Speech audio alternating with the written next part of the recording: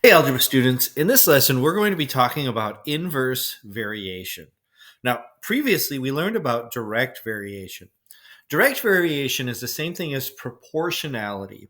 And what that means is you have a slope-intercept form equation with no y-intercept. The y-intercept is 0, and it's a straight line that passes through the origin of the graph. And really, what it means is that one variable is proportional to another. Y is proportional to x. Or if you wanted to, x could be proportional to y as well. And the reason that this works is because all we need to do to get y for every value of x is we take our values of x and we multiply them times the same constant of proportionality, k. And anytime we multiply x by that same constant, k is a constant, so that no matter what whenever I multiply x, I multiply by that k value to get a new y. When I graph that, it ends up being a straight line that passes through the point 0, 0. After all, if I multiply my constant by 0, I'm going to have to get 0 for my y value.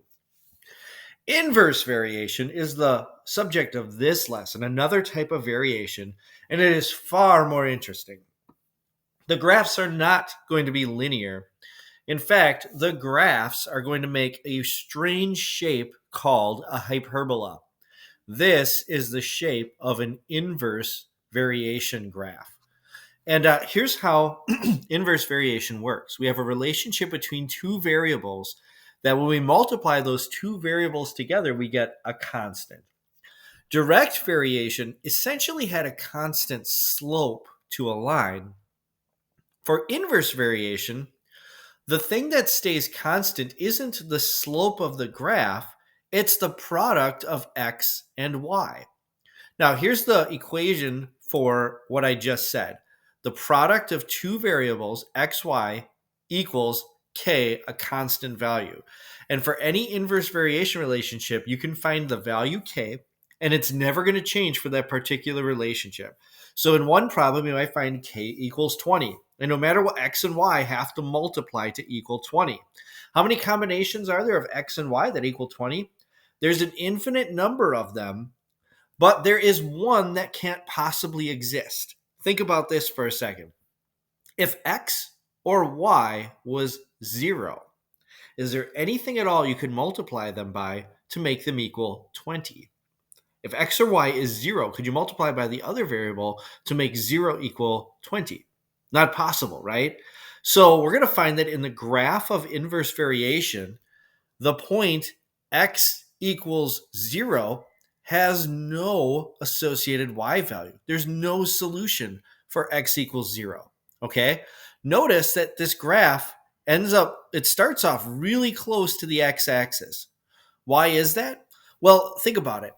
If I have a really, really big like negative x value, okay, so my negative, it's negative x, but it's like a negative like 100x, negative 1000x, and I have to multiply by something to make it equal to 20. What does y have to be? Well, y is going to have to be a really, really tiny number if x is a really big number. So notice that it pretty much hugs the x-axis because y is going to be tiny. And then all of a sudden, we get to this point where the graph shoots in the other direction. Now, what if my y value is really, really, really big? 1,000, a million. Okay, what about x? What do I have to multiply by as an x value to make the number like 20 if my constant of inverse variation is 20? I'm going to have to multiply by a really small x number. So notice as I get closer and closer to x equals 0, I get really, really small x numbers. I have to multiply by a really big y number to make that work out. There is this graph never ever touches the y-axis because x can never equal 0. I can get closer and closer and closer to x equaling 0. X can be really, really, really, really small because even a tiny, tiny, tiny fractional number. There's something I can multiply it by to equal 20, to equal 10, to equal 60, to equal 5. No matter what my constant is, there's something that I can multiply it by to make it equal that number, even if I have the tiniest number. However, there is nothing I can multiply 0 by to make it equal 20 or 5, right? So 0 gets skipped. And then all of a sudden I flip from negative values to the positive values on the positive x and positive y axis. Again, I start with really small x's and really big y's. And then as my x's get bigger, I end up with really big x's and really small y values that all multiply to make the same value. Now, that's what the graph looks like. You need to be able to recall and repeat that. It'd be great if you could. You're never going to have to do that, but you do have to recognize what the shape of an inverse variation graph is. And it just goes, you have one of these curves below the axis that never touches 0. Then immediately on the other side of the y axis, you have a curve that starts with a high positive y and then comes down to a low positive y as it gets to high positive x. This is the shape of an inverse variation graph. Two ways of writing inverse variation: x times y equals k, or y equals k, some constant, over x. Now, notice the difference between inverse and direct variation. Direct variation, I have y and x on either side of the equal sign. Y is in the numerator, x is in the numerator.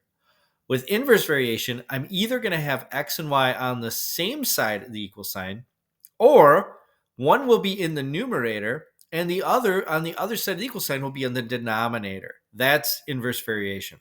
All right, let's work our practice problems and see if we can work with this new concept here. Letter A, tell whether each relationship is inverse variation. Explain. Letter A is no. I would just say y and x are both in the numerator on opposite sides of the equal sign. Letter B, is the relationship inverse variation? Yes, x and y are on the same side of the equal sign. And then if I were to divide both sides by x or divide both sides by y to get one of them on the other side, then one would be in the numerator and the other side, the other would be on the denominator. All right, letter C. If at y varies inversely as x and y equals 3.5 and x equals 20, find x when y equals 10. Okay, so I need this equation. Xy equals k. But now I have to figure out my constant of variation. That should be pretty easy if I know one of my xy coordinates. And I do. I know that 20 and 3.5. So if I do 20 times 3.5, that's the one xy point I know. That's going to give me k. That tells me my constant of variation. Well, 20 times 3 is 60. 20 times 0.5 is 10. So 20 times 3.5 is 70. K equals 70. Okay, so now I have xy equals 70. I know that the constant of this inverse relationship is 70.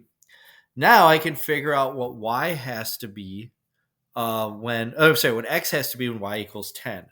So x times 10 equals 70. I divide both sides by 10. I get x equals 7 as my answer for that one. Okay, so I just went across the page here, but you see how I figured out the constant first, set up my equation with that constant, and then I solve for my unknown. Letter D, write an inverse variation relating x and y when x equals 8 and y equals 1/2. Then it asked me to graph the relationship. Now, I could graph this on a piece of graph paper pretty easily. I think we're going to go to Algebra and graph this just to have a handy way of doing it on a computer. But let's take a look. The inverse variation relating x and y where x equals 8 and y equals 1/2. Okay, so if this is inverse variation, that means when I multiply those together, I always get the constant. 8 times 1/2 is 4. So it's going to be x times y equals 4. X times y equals 4. That's my inverse relationship. All right, now, what if I plug in 0 for x? Let's just figure out what some of these points would be. If I plug in 0 for x, wait a second. Can I ever plug in 0? Well, what would y have to be if I plugged in 0 for x to make 4? There is no value that associates with 0. So this would be undefined if I have 0 for x or 0 for y. Okay? What if I plugged in, let's say, 0.5 for x, 0.5 for x? My y would be 8. So the smaller my x value, the bigger my y value has to be. Let's plug in 1 for x. Well, that's going to be 4 for y. Let's plug in 2 for x. That's going to be 2 for y. All right, let's do some negatives. Negative 0.5. If I plug in negative 0.5, what do I have to multiply that by to get 4? Negative 8. Okay, let's be consistent here and put in a 0 just so they look the same. Okay, let's do negative 1. If I plug in negative 1, negative 4 would have to be multiplied by that to get 4. Negative 2. All right, we get the picture. All right, so let's go ahead and enter our points. So our first point is going to be 0.58. There it is. Let's enter the point 1, 4. And let's enter the point 2, 2. Now let's do our negative points. We're going to do negative 0.5, negative 8. I'm going to have to adjust the scale on my graph so we can see that one. Let's see. Oop, and let me make sure I enter correctly too. So we should put that in parentheses, negative 0.5, negative 8. There we go. We're going to do negative 1, negative 4. That's another solution. And then negative 2, negative 2. All right, now you can kind of see that relationship, that hyperbolic relationship forming here. Let's actually graph y.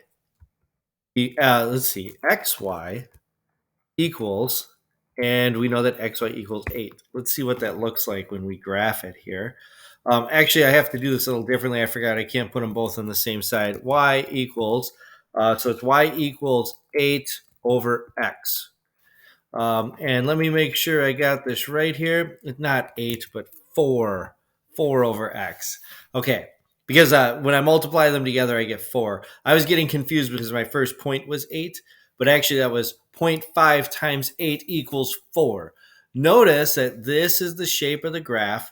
It goes through all of the points I put on the graph. Also notice that it never touches 0. It gets really, really close to the y-axis so that x would equal 0, but it never actually touches. Also, notice it never touches y equals 0 either. It gets closer and closer and closer to the x-axis, but it never actually touches. It can't possibly touch the x or y axes because if it did, x or y would have to equal 0, and there's no way that either x or y can equal 0 in this situation. So that's the shape of the graph. All right, and let's finish up the last one, letter E. Sierra found an inverse relationship between her hourly pay rate and the number of hours she must work to earn a set amount. If she works 7 hours for $8 an hour, how long will she work at $10 an hour to earn the same amount? Okay, so let's think about that for a second. She works 7 hours for $8 an hour. That's one of our points, and we know that xy has to equal some constant amount. What's 7 times 8? Well, 7 times 8 is 56. So our relationship is xy equals 56. But now we're asking ourselves, okay, now what if instead of our y being 8, it was 10? If x times 10 equals 56, then what does x have to equal? So x would have to equal, divide both sides by 10. I get x equals 5.6. She would have to work 5.6 hours at $10 an hour to earn the same amount. Now you know how to do inverse variation problems. You are ready to work the assignment for next time.